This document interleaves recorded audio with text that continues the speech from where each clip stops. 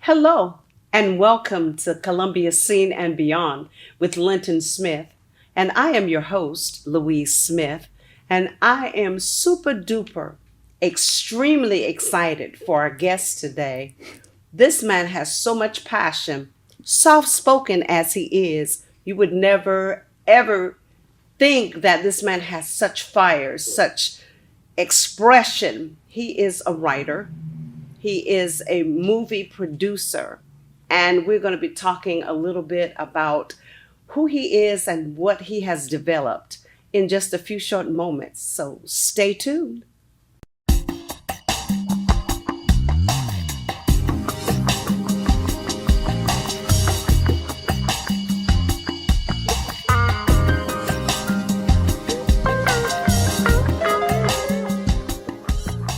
Welcome back. Thank you so much for being here at Columbia Scene and Beyond. Yes, I am Louise Smith, and we are here with the incomparable J.B. Brown. Mr. Brown, how are you today? Wow, that's me. That's you. Okay, so I'm great. I'm great. How are you? I am super, and I am super excited to have this conversation with you on the worldwide. I understand that you are from Barnwell. That is correct. Yes. Barnwell, What big was a city. day like as a child in Barnwell? Wow, they. it- I think I developed at a very young age the concept of setting goals because Okay. I'm the seventh of eight children, and so I always set goals to succeed and outdo the others. So the day consisted of me striving to be the best. That's that fire that's inside you. Though you're very quiet, soft spoken, it rallies up in you and you can tell it in your works. The kind of student that you were, it seems that you were not just left brain, but you were right brain, very creative.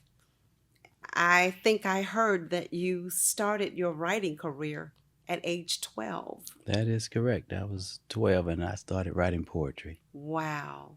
Wow. So, what vein of poetry do you aspire to, or any of them? Initially, it was all that love, mushy stuff. I'm Mushy, like, yeah, yes. always trying to get a girl. Yes. But then, as I discovered that I had the talent to go across the board, then I would just let it flow. Whatever it is, just come out. Yes. And you have books on the market, don't you? I do. I do. I have four. 4 books. Yes. Give us a title and give us the synopsis.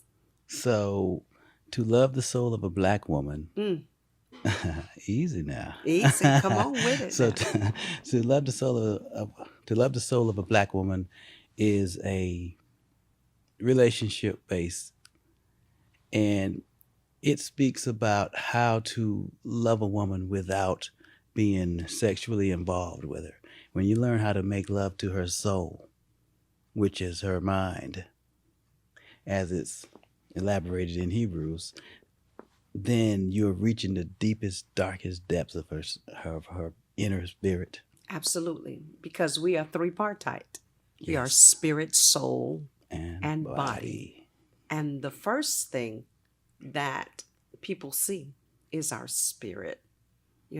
And I guess when you know, as you mature and become more seasoned, you will understand that the touch of a man is not necessarily the hand of a man, but it's the heart, you That's know? right. Yeah, I Yeah. really appreciate that. And So when did you come across that discovery? I'm sure it wasn't 12. no, no, no. That was definitely late. Yes, That was late in life after dealing with a lot of different relationships and an array, a plethora of different women. yes. And that's when all of that came about. Because one of the first things that we as men do is blame the woman. Hmm. We forget sometimes to take a look at ourselves Mm. and think about what is it that we could have done to supplement the actions Mm. or even to cut off the actions? What could we have done not to cause her to react the way that she did? Yeah, yeah. And sometimes when meeting someone for the first time, they can be so beautiful, they could stop traffic.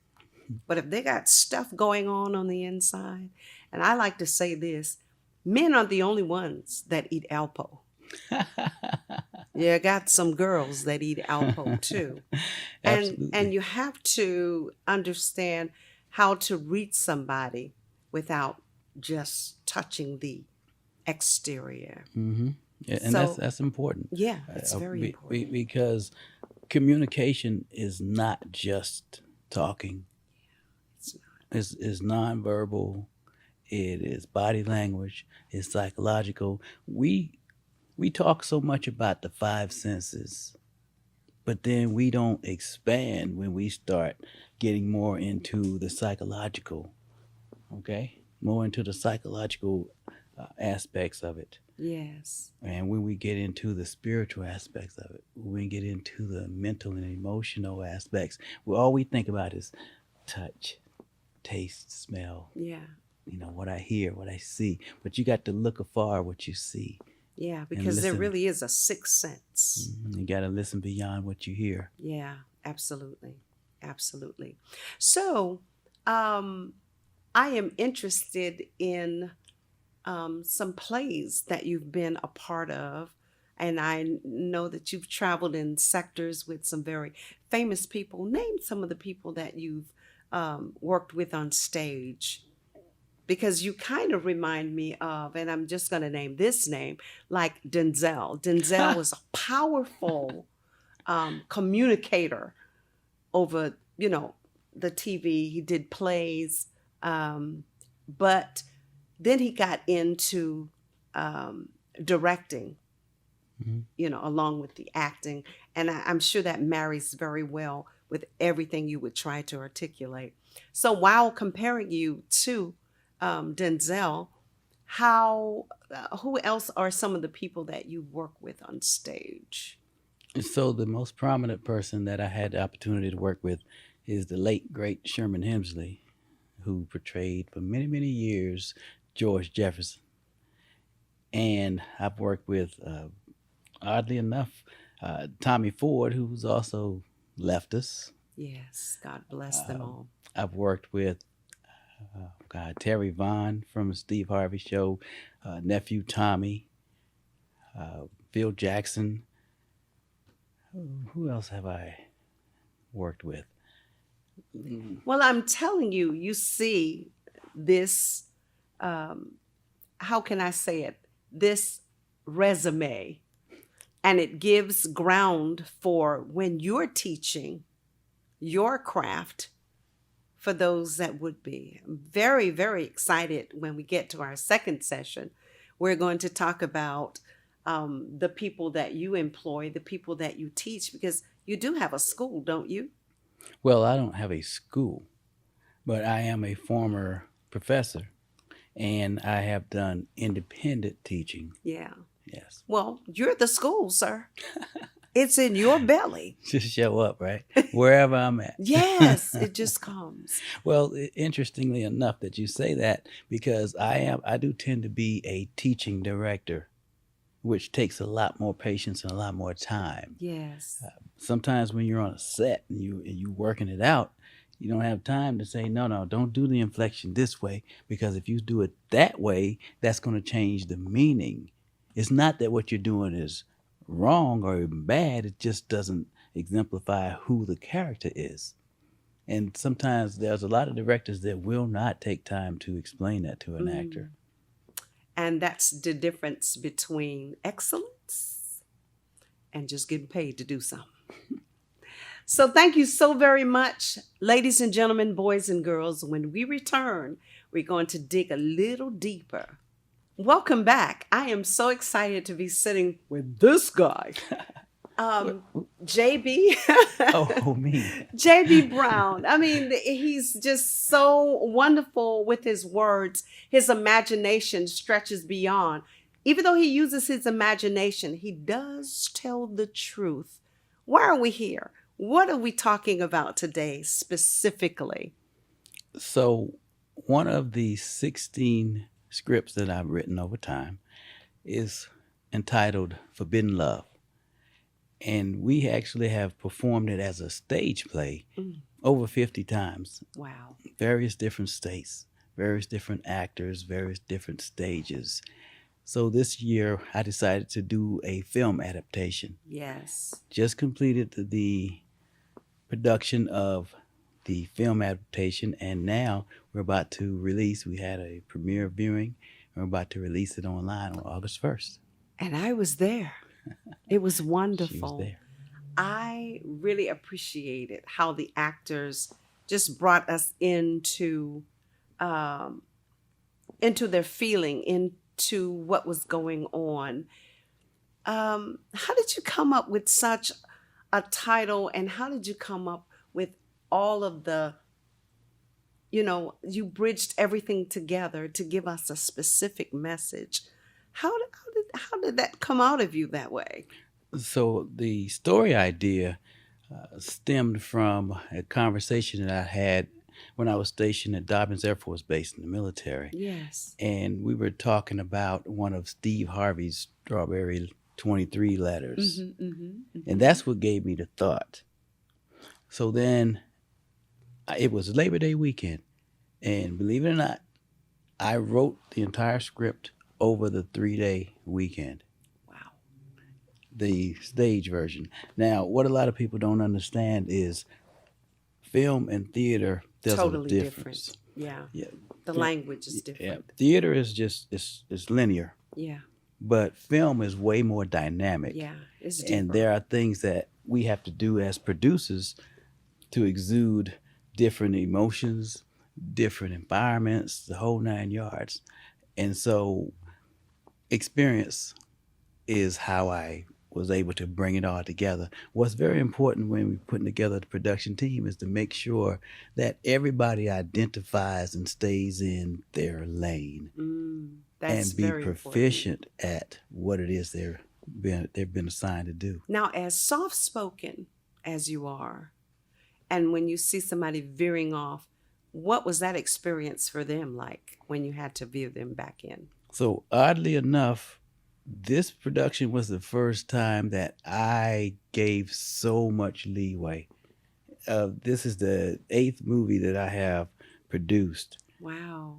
and I have never given that much leeway before. Mm. And It was there were some magic. moments. Yeah, it That, was magic. yeah, there were some moments, but I will say that that was the first and last. Yeah, because it's all right here. Stephen Yeah. R. Covey says, "Start with the end in mind," Mm. and that's a philosophy that I use, that I live by. My brain says, "Where do I want to be?" And then it says, "Okay, here's how you get there." And see, I have a philosophy of my own. I don't fail. I love it. I am a goal setter. When you set a goal, you develop a plan to reach that goal. Yeah, And the difference between fail and fall is the I and the L. I love it. So I will not allow that L to turn into an I I because love it. I just get up and keep going. Yes, I love it. I'm a book publisher by trade, and I find that when I start at the back of the book and read to the front of the book, that the magic happens somewhere in the middle, and then we can orchestrate and construct and help it really flow. So I appreciate that concept. I didn't know that that is something that I did. Yeah, well, I didn't know that it's something that we could share in, but Hmm. yeah, that's very powerful. So let's talk about the cast. The cast, very powerful cast. Uh, One of the first people that I reached out to is the young man Christopher Emmanuel, who plays my son. He's one of the stars of Black Lightning, and he's been on several other shows on television. Oddly enough, 10 years ago, as a child, he played one of the characters. Wow. And so, So veteran, he had it in him early. yes, yes, it was there. And his interpretation was just right on point. Then my co-star, the lovely lady that played my wife, Miss Nasha Chandri, She was a beast. she She was a beast. it's funny. We were working on this movie called Contrarily Speaking, Okay. and she said to me one day, she said, "JB, I love watching you because when you're directing, you just JB and you're doing your thing. But when you go into character, when you turn into Andre, I see a completely different person." But she was really talking about herself because if you talk to her in real life, you think she's the sweetest thing ever. She's just so nice and sweet and patient. But then she turns into Nakia. Oh my God. Well, that's good acting. It That's is. good acting. It is. The I think the name for acting is hypocrite. You know, it's you're being something that you're not. And so Yes, and I greatly appreciate. you have to be able to make that transition. Then we had a newcomer, Javia Belton. We had one of the young veterans, Nyana Prince, a veteran in the game, Reggie Freeman, Vanzel Hare. Mm. We also had Rebecca Nay, Rebecca Neal May. I can't even say enough words about that young lady. She Wow. is just awesome. Yeah. Um, Now, did you work with Novice in this film? no, no, I was blessed to be able to select a cast That's great. that was just had raw talent Yeah. And you could trust their instincts. to a degree, Yeah. to enough that if I said, okay, this line right here, I need more blah blah, Yeah. this emotion, they would know how to bring it. Again, the name of the film is Forbidden Love, written, and the star act is J.B. Brown. Now, when we get back, we're going to have you know how to reach out to him, get the movie. You won't be disappointed, and come to every showing because it's going to come to an area in your neck of the woods. We'll be right back. Thank you for watching Columbia Scene and Beyond. I am Louise Smith, and I'm visiting with the incomparable J.B. Brown. Mr. Brown, I have just had such an enriching conversation with you, and you're very easy to talk to, very calm. Do you ever go beyond flatline? Uh, I'm assuming you mean when I'm not on stage or in front of the camera. Mm-mm. I mean, period. Because What, I almost feel like I'm watching the real you. on stage and in front of the camera, yes, yes, it is very difficult, almost impossible to. It has happened to get me riled up, but that's not a happy place. So I put it on stage and in front of the camera. Okay.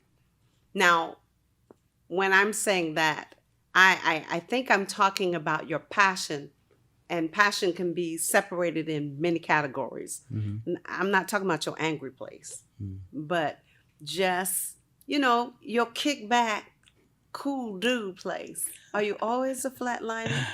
Are you always that calm and precisioned? That I recall, yes, Yes, I yes. believe that. I believe that. Yeah. So I definitely want to talk about people who are aspiring to go beyond their writing skill. Because, like I said, I am a book publisher and I publish lots of works for many people. And there are some people that just, oh my God, their work is so great. You're just hungry for them to come again and again and again. And then there are others that you just have to help. So, with the talent that you have, how often do you offer yourself to do a kind of teaching for aspiring people? Or could you give some advice to the audience right Every now? single day. Every single day. I am a South Carolina state certified teacher. But beyond that, I always encourage people one thing, whether it's in a classroom or at work or in a grocery store, surround yourself with the right people. Always seek out and try to get positive energy. Mm, Stay away from the negative mhm. stuff. And Yes. when you learn how to house that energy, it'll just come naturally. You don't even have to think about it, you know. Mm-hmm. And I always offer myself to others in terms of uh, teaching, in terms Yes. of guiding and helping and steering them in the right direction. Not saying that everything I do is in the right direction, but proof is in the pudding. Well, That's how I look at it. yeah. Yeah. And you're constantly working, developing, and perfecting because you don't just have one book, you don't Four. have just one play, you have how many? Well, it's nine. Let's see, it's 7 plays and 9 movie scripts. See? Yeah, and one of the things that, and I kind of stole this, not the philosophy, Mm-hmm. the saying. I've always lived by the philosophy, and when I say always, I'm talking about for the last 40, 45 years. Mm-hmm. I stole it from this a younger pastor that we grew up together, and his sermon one day was "Don't ask Junebug." What we talked about. See, we were from Barnwell, Okay. and outside of in the country, outside of the gas station, there's always a big tree, and underneath that tree, there's always like from Fat Albert Mudfoot Yeah. is sitting under the tree, and that we call him Junebug. He know everything about everything, but don't know nothing about nothing. Now I said a double negative. I can get away with that because I have a master's degree, so I know in a double negative. So Yes. who was it? Well, I think it was James on Good Times said, "I'm about to get down with it." Okay, Junebug can tell you how to become a millionaire, but he don't have 2 nickels to rub together. Mm. He can tell you how to raise kids, but he don't even have a pet cat. He can tell you how to cook cakes, but he don't even own a kitchen. So if you want to achieve something, then what you need to do is surround yourself with people who who have achieved what you're trying to achieve. Yes. Not somebody who's a dreamer, because that person is just going to be offering you ideas Mm. as opposed to offering you some factual, tangible things that you can look at, that you can actually Model. feel and touch, and Yes. exactly. Yes. So that's like the generic suggestion that I always give to people. Don't ask Junebug Because Junebug knows everything about and nothing. everything and don't know nothing. That's good. That's really good. Well, I am interested for you to look to the audience and give some good nugget about living, about life, about passion, about just anything that comes from your spirit. Well, nuggets. So was that with honey mustard or barbecue? Oh. Again, I always have to start out with surround yourself with the right people. Absolutely. And I would be remiss not to talk about how blessed we were to come across the locations that we were able to shoot at. The owners, like when we shot at the villa out in Lexington, Rebecca didn't act like a location owner. She acted like a host. Okay. I mean, we felt like we was on a weekend retreat, That's just at a awesome. picnic. We shot over at Elm Abode. We shot over at My House Bar and Grill. We shot over at Christ Mission Church, at L&D Flowers of Elegance. We had Sweet Life come out.